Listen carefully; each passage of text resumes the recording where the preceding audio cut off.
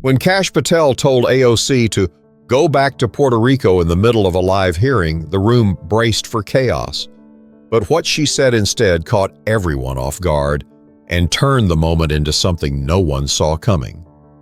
The room was hot, not in temperature, though the thick DC humidity clung to everyone's skin, but in energy. You could feel it. C-SPAN cameras were rolling. Every seat in the House Oversight Committee chamber was full.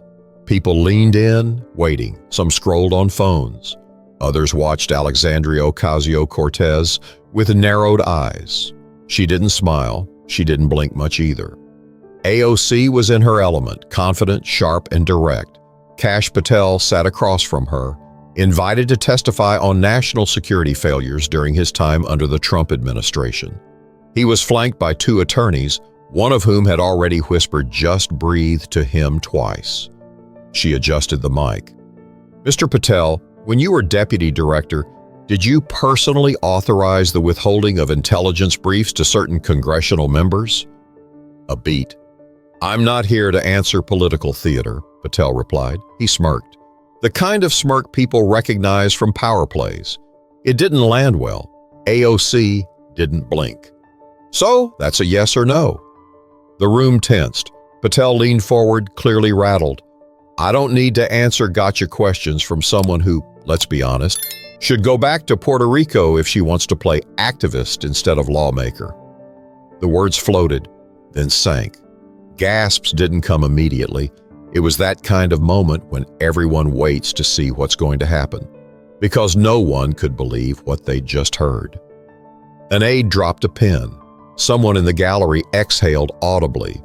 One Republican congressman glanced away. Patel didn't flinch, but the silence that followed was deafening. The cameras were still rolling. Ocasio-Cortez looked straight at him. She didn't touch her water, didn't shift in her seat. No nervous laugh, no outburst. "I was born in the Bronx," she said. "I serve in this chamber because the people of New York's 14th District elected me to do so.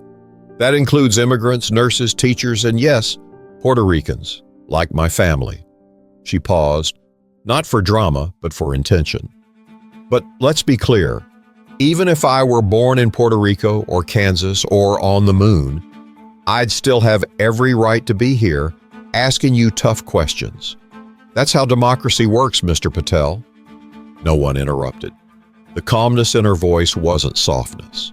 It was control, and it stung deeper than a yell ever could. For once, Patel had nothing to say. His mouth twitched like he wanted to reply, but knew there wasn't a safe way out. Across the dais, Repo Linda Granger from California, a Republican, shifted in her chair, visibly uncomfortable, eyes darted. Phones started typing under the table. Everyone knew this clip wouldn't stay in the room. It would explode online before the session even ended. Ocasio-Cortez leaned back. She hadn't raised her voice, but she had raised the stakes. Representative Menendez, sitting 2 seats away, whispered to his aide, "That's going viral in 15 minutes, max." AOC returned to her line of questioning like nothing had happened, but something had. But the real fire didn't catch until the phones lit up with reposts, quotes, and disbelief outside that committee room.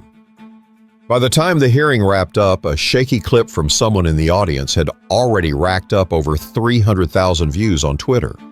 It wasn't even a clean shot, just a shaky vertical video where you could barely hear Patel's full sentence.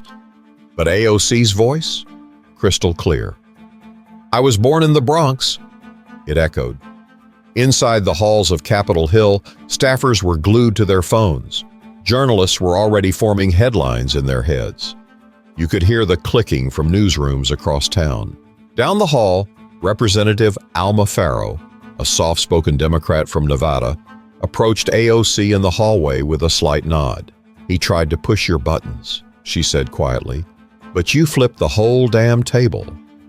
AOC smiled faintly, but didn't say much. She wasn't basking in it. She was thinking about how fast these moments come and how much harder it is to hold them without letting them define you. Outside the building, a crowd of reporters waited, hoping to catch her for a reaction. Microphones were extended. Congresswoman Ocasio-Cortez, do you have a comment on Kash Patel's statement? She stopped walking, turned. My comment is the same as what I said inside, Jafed, she replied. There's no place for that kind of rhetoric in a room meant for oversight and accountability. I'm here to serve. That's what I did today. She didn't linger. No extra words, just kept walking. But inside conservative circles, something strange was happening. A few familiar names, people who normally criticized her with every breath, were silent. Some even looked uncomfortable.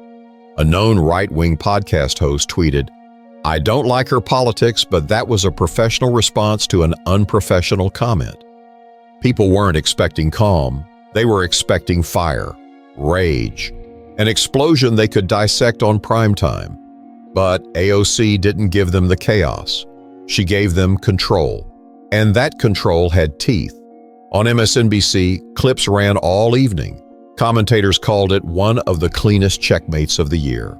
On CNN, a body language expert broke down the way Patel leaned forward and AOC leaned back. It was analyzed like it was a championship game. Even on TikTok, teens were editing her quote onto boxing ring montages. Memes flew, edits with dramatic music, clips cut in slow motion. One comment under a trending post read, "She didn't even have to raise her voice." That's how you really win an argument. But something deeper was moving too, something quieter. Emails started flooding AOC's office. Some angry, of course. Accusations of playing the victim, of weaponizing race. That wasn't surprising. But what caught her team's attention were the hundreds, then thousands of notes from Puerto Rican families, Bronx residents, high school students, and young women across the country. Some had never written to a politician before. One came from an 8th grade civics teacher in Tempe, Arizona. I played your clip for my students today. We paused it after your response and had a conversation about what real leadership looks like. Thank you. Another, from an older man in Fresno. I'm 73, fought in Vietnam, voted red most of my life. But today, I watched you speak and saw someone who didn't flinch in the face of ignorance. I just wanted to say, that mattered. Inside her office, her chief of staff, Renee Salgado, printed out a few of the notes and placed them on AOC's desk. You should see these, she said. AOC picked up one of the printouts, eyes scanning it slowly. Her face didn't change, but her hand stayed on the paper a little longer than usual. She looked at Renee. I didn't plan that moment, she said softly. It just came out. Renee smiled. Sometimes that's when it matters the most. But as the evening news looped and hashtags soared, Kash Patel wasn't staying quiet. He had a microphone too, and he was ready to use it. By early the next morning, the clip had gone beyond viral. It was being translated into Spanish, subtitled in French, chopped up for Instagram Reels, remixed on YouTube. Cable news was already on its third wave of analysis, and AOC hadn't tweeted a word. Kash Patel, however, had. At 6:48 a.m., his account posted, another example of the left weaponizing identity to silence questions they don't like. I serve this country. I won't apologize for holding people accountable, no matter how loudly they cry. It was a strange spin, especially since no one watching the clip saw any crying. People pounced on it. The replies were brutal. She didn't even raise her voice, man. You embarrassed yourself. Take the L. Trying to clean it up after getting cooked on live TV is wild. And yet the backlash wasn't universal. There were plenty of people defending him too. Talking points hit social media like clockwork. She played the victim. This is why Congress is broken. He just said what everyone's thinking. But then something happened. An old clip from 2020 surfaced. It showed Patel speaking on a podcast where he joked about removing people from committees who can't speak proper English. The comment didn't make waves back then, but now, with the spotlight burning, people started connecting dots. CNN brought on a linguist. MSNBC brought on a former congresswoman from New Mexico. Podcasts dropped emergency episodes. In the comments section of a Washington Post article, someone wrote, "You can disagree with her politics, but telling a sitting congresswoman to go back to anywhere? That's not disagreement, that's disrespect." That sentiment echoed everywhere. Meanwhile, on Reddit, a new thread popped up. "I'm a Puerto Rican federal employee. This week hit me hard." It was full of personal stories about identity, about being told to go back even when born in the U.S., about the casual sting of comments meant to erase. AOC's team watched quietly. They didn't amplify the drama, didn't add gasoline, they just let the moment breathe. But not everyone had the same strategy. Patel's team scrambled. By noon, his spokesperson had issued a clarification. Mr. Patel's comment was misinterpreted. He was referring to Puerto Rico's status as a U.S. territory and meant that activism should be directed toward improving local governance there. That explanation didn't go over well. One Puerto Rican veteran commented on Facebook, "We fought and died for this country. We don't need lectures about local governance from guys who get nervous answering a direct question." In the Bronx, a mural artist named Alexandria was already sketching a concept. AOC sitting tall behind a desk, her hand raised, not in protest, but in patience. The caption, "Born Ready." Alexandria posted it on Instagram. Within hours, it was being shared by celebrities, writers, organizers, and even a few unexpected figures, including a country singer from Tulsa who captioned it, "I don't agree with her on everything, but man, that was grace." Back in D.C., someone slipped a folded note under the door of AOC's office. No name, no message, just a printout of Patel's comment and one handwritten line underneath. "You didn't just represent your district yesterday, you represented all of us." Her staff left it on her chair. By the end of the day, NPR was running a segment titled, "What Calm Can Do, a Look at the Political Power of Restraint." AOC didn't participate in any interviews, but her silence added to the weight of everything already swirling. And for once, the internet wasn't just chasing outrage, it was chasing reflection. But while some were reflecting, Kash Patel was preparing to go live on national television, and what he'd say next would raise the stakes all over again. It was late, past 10 p.m. when the day finally slowed down. The Capitol hallways were quieter, staffers had gone home, and most of the media trucks had moved on to their next chase. AOC sat at her desk in her D.C. apartment, shoes kicked off, blazer draped over a chair, laptop still open with unread emails blinking in the corner of the screen. She wasn't reading the headlines. She knew what they said. She knew the ones that twisted her calm into condescension. She knew the ones that called her composed, the ones that called her calculating, and the few that just called her what Patel had, loudly or quietly in different words. She rubbed her temple. The phone lit up, "Mommy." She hesitated just for a second, then picked up. "Hi, Ma." Her mother's voice came through soft with that familiar Bronx Puerto Rican mix of melody and weight. "Are you okay?" AOC leaned back, letting her eyes close for a second. "Yeah, I'm okay. I saw the clip. Everyone's talking about it." Alexandria stayed silent. "You sounded like, well, you sounded like you. Just like when you were 10 and you got in trouble for calling out that math teacher for skipping the ESL kids." She let out a tired laugh. "That was different." "No, it wasn't," her mom replied. "They didn't want you to speak then either, and you still spoke. That's what made me know you were going to be someone." There was a pause, long enough for both to hear the weight in the other's breathing. Her mother continued, quieter now. "When he said that to you, about going back to Puerto Rico, it made me feel small for a second. Like I was back in that apartment, cleaning hotel rooms during the day and writing your spelling words on the wall at night. I thought, we don't belong here. Still?" Alexandria didn't speak. Her throat tightened. "But then you answered him," her mom said. "And you didn't yell, you didn't throw anything, you didn't cry. You just told him the truth. And I swear, Heisha, I sat up a little straighter on the couch. That line broke something open, not with tears, but with stillness. You raised me to do that, AOC said quietly. No, I raised you to survive. You figured out how to speak for yourself.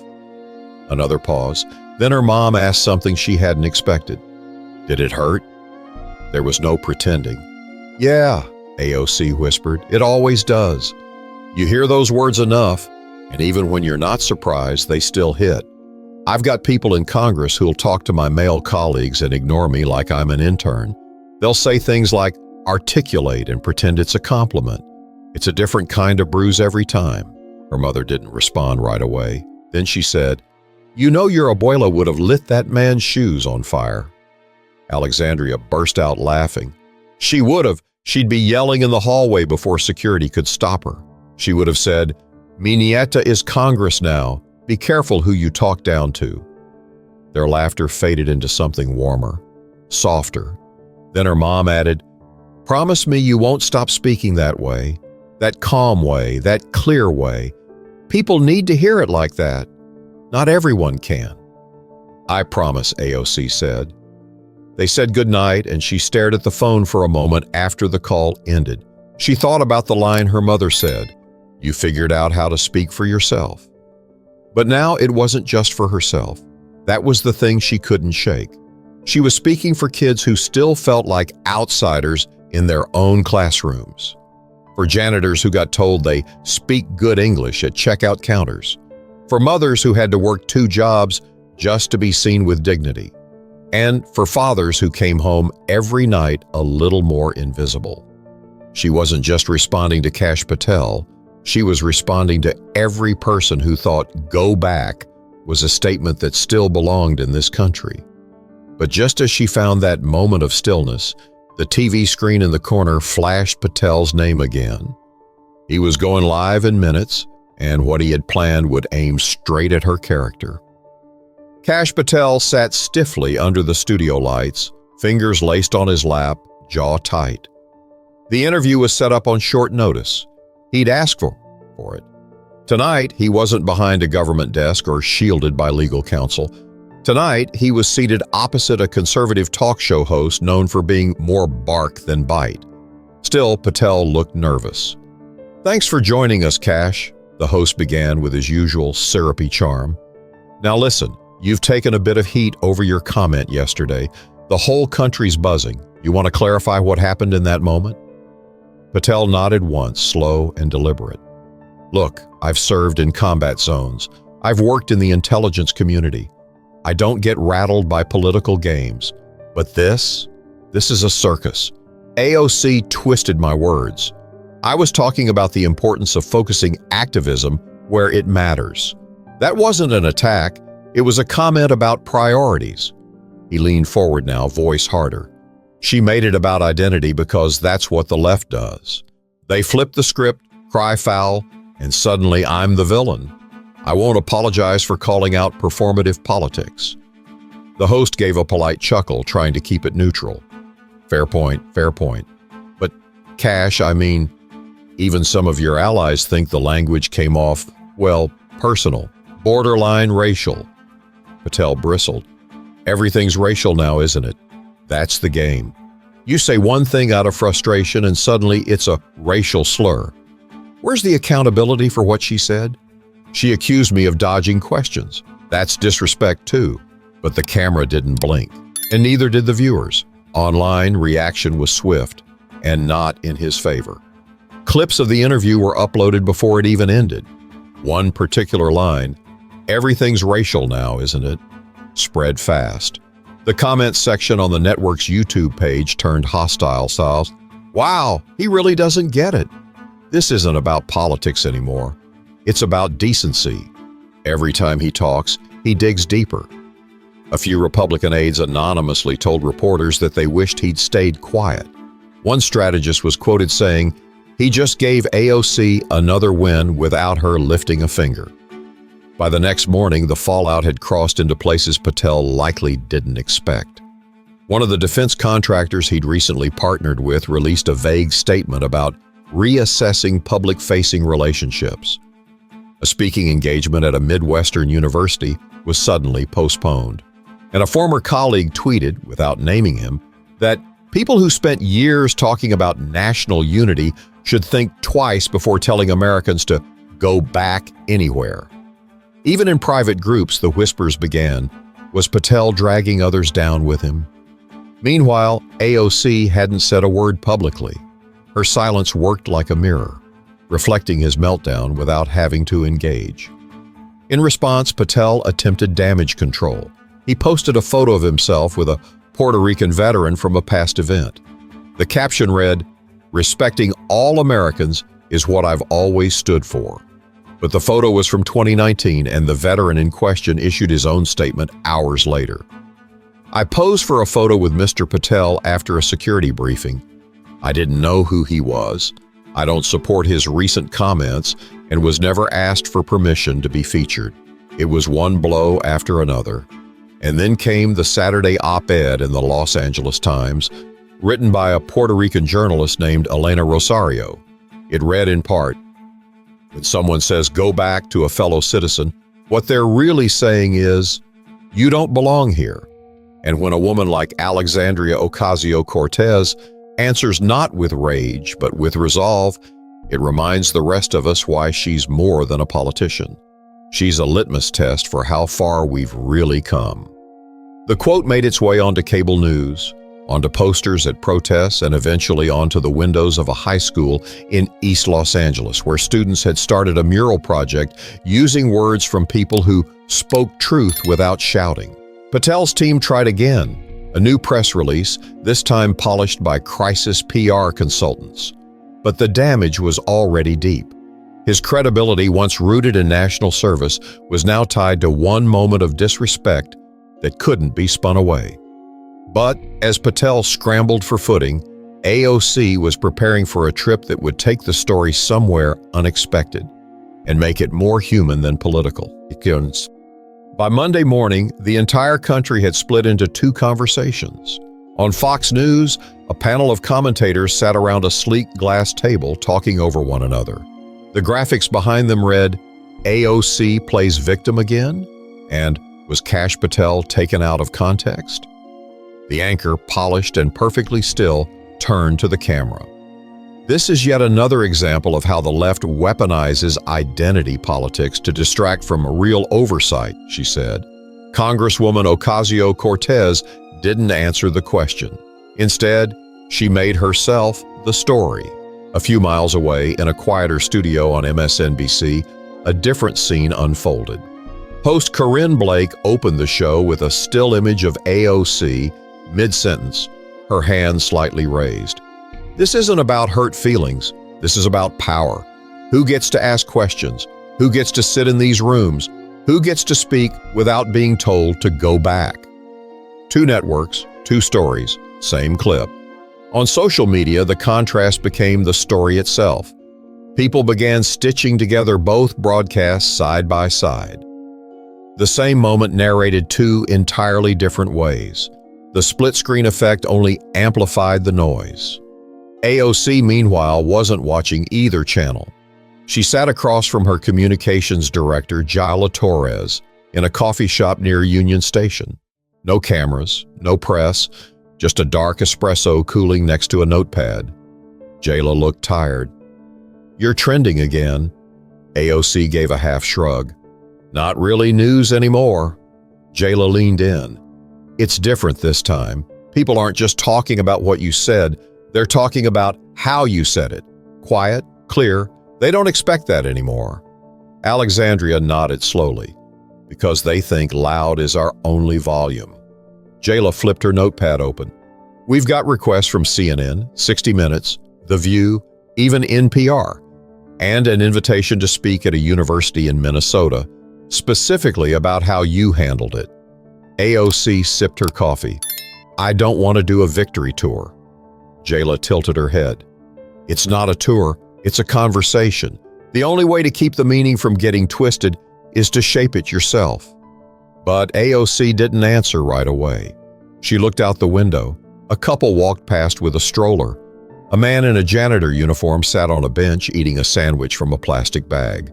It was a normal scene, but the weight of this moment didn't feel normal at all.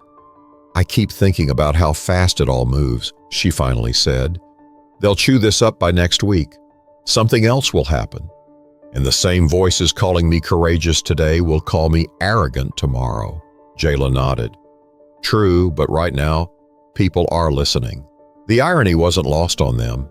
In a moment where someone tried to silence her, the entire country was suddenly tuned in to her voice. Back on television, more narratives were forming. A former Republican congressman appeared on a news podcast and said, "Look, I didn't agree with AOC on most things, still don't, but I've sat in that room. It takes guts to stay calm when someone tries to embarrass you in front of the country." In contrast, an op-ed in a right-wing blog insisted she baited him, she wanted a soundbite, she's a media manipulator.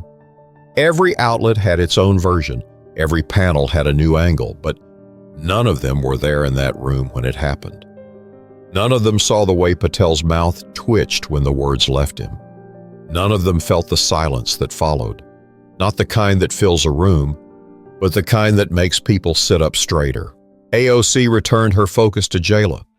"I'll go to Minnesota, but not to talk about Patel. I want to talk to kids. I want to talk about composure, public service, and all the ways people try to take your seat when they think you don't belong at the table." Jayla smiled. "That'll land harder than any headline." They both knew the media storm wouldn't last. It never does. But the people who saw her that day, kids, immigrants, quiet voters in the middle of the country, they wouldn't forget. Not because she won a fight, but because she didn't let someone rewrite who she was in front of a live audience. But before she could get to Minnesota, another moment was waiting. This time inside a middle school classroom in Florida, where one girl's question would change everything. The hallways of Wellington Prep in Orlando smelled like pencil shavings and cafeteria pizza. It was a charter school tucked between a strip mall and an old church parking lot, nothing flashy, just rows of white painted brick and banners that read, "Respect, Readiness, Resilience." AOC had agreed to speak there weeks ago, long before the Patel hearing. The visit wasn't meant to be political, just a stop on her ongoing initiative to connect with civics classes around the country. She was still debating whether to show up at all, but Jayla had pushed. "You said you wanted to talk to kids. This is your chance. No cameras, no press, just them." And so here she was. Jeans, buttoned down, hair tied back. No team following her, just a single staffer holding a clipboard and a water bottle. She walked into a 6th grade classroom just as the bell rang. A teacher introduced her with a little too much excitement. "We have a very special guest today," and the kids gave polite but distracted applause. A few whispered. One boy leaned over and whispered, "That's the Congress lady from TikTok." AOC smiled as she took her seat at the front. "Hi everyone, my name's Alexandria. I'm from the Bronx. I serve in Congress and I used to wait tables before I got here. I came today to talk about public service and what it means to use your voice, even when it's not easy." She kept it short. 10 minutes of honest talk, no slogans, no preaching, just simple stories. Growing up with a single mom, going to a school where the heat broke half the winter, running for office with no big donors behind her. The students listened more closely than she expected. Then came the questions, some about Congress, some about New York. One boy asked if she'd ever met Taylor Swift. She laughed. "No, but if you know her, let her know I'm down for lunch." But then a girl in the second row, quiet, hair in a long braid, hands folded, raised her hand. "When that man told you to go back to Puerto Rico, why didn't you get mad?" The room went still. The teacher opened her mouth to say something, maybe to redirect, but AOC raised a finger gently. "It's okay," she said. She turned back to the girl. "What's your name?" "Mariella." "Mariella," AOC repeated, smiling slightly. "That's a strong name. I like that." Mariella didn't smile back. Her eyes were serious. AOC continued, soft but steady. "That's a good question. The truth is, I did get mad. a little, but not the kind of mad that makes you yell. The kind that reminds you who you are." She paused, looking around the room. See, when someone says something like that, what they really want is for you to act out, to get loud, to lose your place, so they can say, "See, she's not serious, she's emotional." But if you stay calm, if you say what's true and nothing more, you take away their power. A boy in the back raised his hand. But wasn't it racist? AOC didn't flinch. Yeah, it was. And people try to hide that behind politics or jokes or "you misunderstood me." But if someone tells you to go back somewhere just because you're different, that's not a misunderstanding. Mariella's eyes dropped for a second, then came back up. "My uncle says that to my mom sometimes," she said quietly. "He says she should go back to Honduras." The whole room froze again. Even the teacher wasn't sure how to move forward. AOC walked toward the desk, knelt beside her, and spoke just loud enough for everyone to hear. "You tell your mom that being here, raising her kids, doing her work, that's bravery. And if someone tells her to go back, she can say, 'I'm already home.'" Mariella's face didn't change right away, but her eyes glistened just a little. Later, after the visit, the teacher would tell AOC, "You just changed that girl's whole year." She wouldn't know if that was true. She just hoped Mariella felt seen. On the flight back to D.C., AOC replayed that moment over and over. Not Patel, not the cameras. Just one girl in Orlando with a question no one else dared to ask. But back in Washington, a conversation in an elevator with a surprising colleague would remind AOC that even inside the Capitol, people are still paying attention, whether they say it out loud or not. The elevator doors closed with a soft thunk. AOC stood alone in the corner, scrolling through a short message from Jayla about the next committee briefing. She was halfway through typing a reply when she heard the click of heels against the marble floor just before the doors opened again. Congresswoman Jolene Rusk stepped in.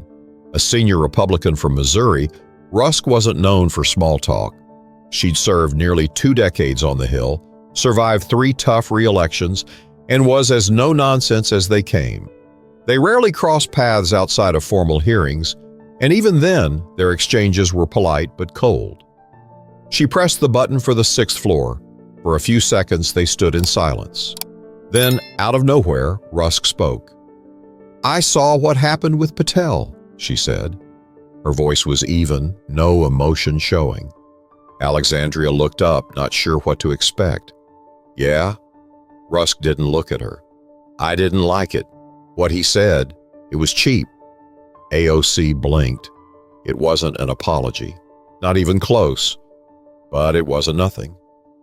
"Thanks," she said, cautious. Another pause. Rusk added, "People forget. Words stick. I had someone tell me to go back to the kitchen during my first campaign. They thought they were being funny. I thought about quitting." AOC tilted her head slightly. "What made you stay?" Rusk shrugged. "I realized they didn't mean the kitchen. They meant out of the way, out of sight." Alexandria leaned against the railing, the tension in her shoulders easing just a bit. "I think that's exactly what they mean when they say, 'Go back to me, too.'" Now Rusk looked at her, just briefly.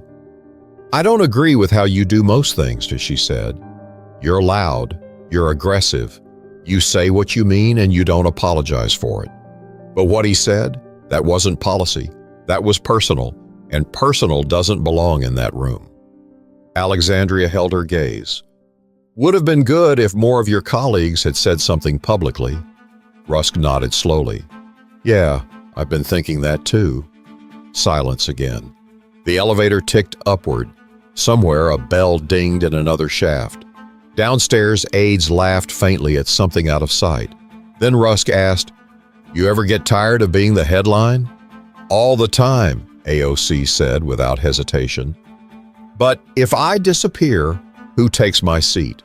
Who speaks for the people I speak for?" Rusk gave a tiny, almost imperceptible nod. "You're not wrong." The elevator reached the 6th floor. The door slid open. Rusk stepped out but paused halfway, still facing forward. "Just don't let the attention make you stop listening." AOC nodded. "I won't if you don't let the silence make you stop speaking." Rusk smirked, not sarcastically, but almost like she just remembered something she liked. Then she walked away. Alexandria stayed in the elevator as the doors closed again. She wasn't sure what had just happened. It wasn't a truce, it wasn't a breakthrough, but it was a moment, one that didn't fit in a tweet or headline. It reminded her of something her father once told her when she was 12, after a neighbor shouted something nasty at them during an argument over a parking space. "Most people don't hate you," he'd said, wiping his hands on a shop rag. "They just don't know you. And the ones who do? They hate the idea of what you stand for. Not you. Not really." It was strange how long those words stayed in her mind. Later that night, she jotted the moment down in a notes app, just for herself. No quotes, no names, just elevator. Unexpected honesty, strange kind of respect. Reminder, even enemies get tired of the noise. But the next morning, as she prepared for a scheduled floor speech, she realized this moment couldn't be left as just a memory. It had to be recorded in the congressional record for the ones watching now and the ones still to come. The chamber wasn't full. Most floor speeches weren't meant for crowds. A few members sat at their desks checking their phones or flipping through notes. The C-SPAN camera panned slowly, steady and indifferent. But Alexandria Ocasio-Cortez wasn't thinking about the live feed. She was thinking about Mariella and about her mother's voice that night on the phone, and maybe, just a little, about Jolene Rusk in the elevator. She took the podium slowly, no stack of pages in her hand, just a folded slip of paper with 3 sentences she'd written that morning in the margin of an old printout. "Madam Speaker," she began, "I rise today not to respond to an insult but to reaffirm a fact." She paused, not for drama, but for clarity. "I am an American, born in the Bronx, elected by the people. And like every one of my colleagues in this chamber, I serve not because someone allowed me to, but because the voters made that choice." The room was quiet. A few heads lifted. "Last week, during a hearing on national security oversight, I was told by a witness to go back to Puerto Rico." She let the words hang there, not to shame, but to remind. I wasn't shocked. I've heard things like that before, not just in politics, in college, in restaurants, on sidewalks. But what made this moment different is that it happened here, under oath, in a room meant for accountability. She didn't raise her voice. She didn't have to. When people say, "go back," what they mean is, you don't belong here. But I am here. We are here. And I will not waste this platform responding to every insult. But I will use it to say this: representation is not a threat. It's the foundation of democracy. From the back of the room, someone, perhaps a staffer, tapped the gallery railing softly, a sign of support, barely audible. AOC continued, still grounded. "I didn't get angry in that hearing because I refused to let small minds control the tone of my service. If I let every jab steal my focus, I'd have nothing left for the people who need my voice the most. The single mother working 2 jobs, the kid asking their teacher why their family gets treated differently, the immigrant parent who teaches their child to speak up even when they're scared." She lifted the folded paper briefly, then placed it back on the podium. "They are the reason I stay steady." A few murmurs of quiet approval traveled across the room. A Republican representative from Utah, a former school teacher, nodded to her staffer. Not in agreement necessarily, but in respect. "I hope we can build a chamber where disagreement doesn't mean disrespect, where someone like me doesn't have to defend her Americanness just to do her job, where no child hears someone on TV say the words, 'go back,' and wonders if that means them too." There was a stillness now, not the awkward kind, something deeper, something closer to listening. "I don't need an apology," she said, her voice now softer. "But I hope those watching, especially the young ones, know that your presence in this country, in any room, doesn't have to be justified. You're here, and that's enough." With that, she stepped back. The speaker pro tempore gave a respectful nod. The gentlewoman's words will be entered into the congressional record. And just like that, it was official. Later, the clip of her speech would be shared widely, again. But this time, the headlines wouldn't focus on Patel or outrage. They'd talk about composure, clarity, identity. A teenager from Santa Fe would transcribe it word for word and post it in her high school civics classroom. A retired postal worker in Toledo would print it and tape it inside his mailbox. But AOC wasn't thinking about any of that. She sat back at her desk, sipped cold coffee, and opened a notebook where she jotted one quiet line. Say it clearly, leave it standing, let them remember. But as the moment settled into history, something larger was already forming. A conversation not just about identity or politics, but about what it truly means to belong. 2 weeks had passed since the hearing. The media storm had slowed, as it always did. New headlines pushed their way to the front. Scandals, gaffes, celebrity slip-ups. The soundbite that once ignited every feed was now buried beneath the weight of a world that never sits still. But the impact hadn't vanished. Not in the places that mattered. At a community center in Fresno, a youth group of mostly first-gen teenagers held their first public speaking workshop. One girl recited AOC's floor speech line by line, her voice shaking at first, then steady. In Cleveland, a civics teacher adjusted the semester plan. He wanted students to study tone, not just policy. "This is what composure looks like," he wrote on the board.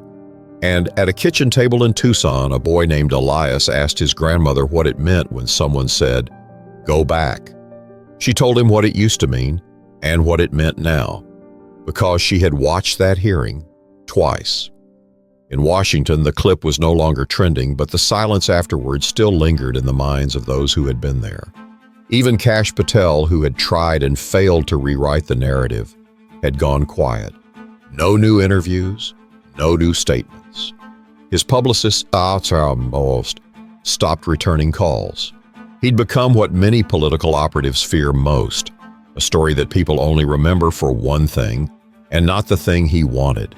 But for AOC, it had never been about winning.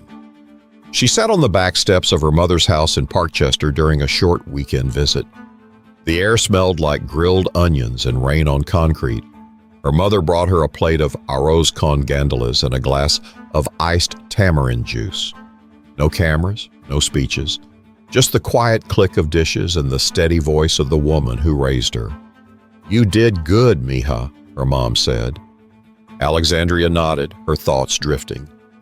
"So many people tell me now that they see me," she said. "But sometimes I think they still don't. Not fully. They see the headlines, they hear the sound bites. They don't see the bruises that don't show."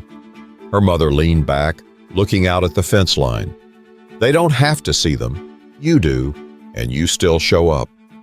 That line stayed with her, because showing up wasn't always dramatic. It wasn't always speeches or hearings or interviews. Sometimes it was sitting next to a scared kid in a 6th grade classroom. Sometimes it was biting your tongue in an elevator. Sometimes it was not letting your hands shake on live TV. Sometimes showing up was just not leaving. She thought about Mariella again, about how her small voice cracked open a bigger truth. She thought about how easily that moment could have been lost if she'd chosen anger instead of stillness, if she'd fired back instead of standing tall. There was a lesson in that, not just for her, for anyone who's ever been told they were too loud, too brown, too young, too anything. That lesson? You don't have to scream to be heard. You don't have to explain your right to be in the room. And you don't have to shrink because someone else feels small beside you. The country may forget headlines. They may move on faster than you can blink. But they don't forget character, not really. Somewhere out there, a girl who looks nothing like AOC is watching that clip.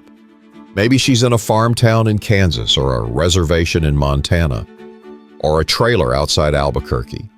And maybe someone, someday, tells her the same thing. Go back. And maybe, because she saw this moment, she won't flinch. That's the bigger picture, not a tweet, not a quote. A ripple across time, subtle but sure, making space for someone else to speak.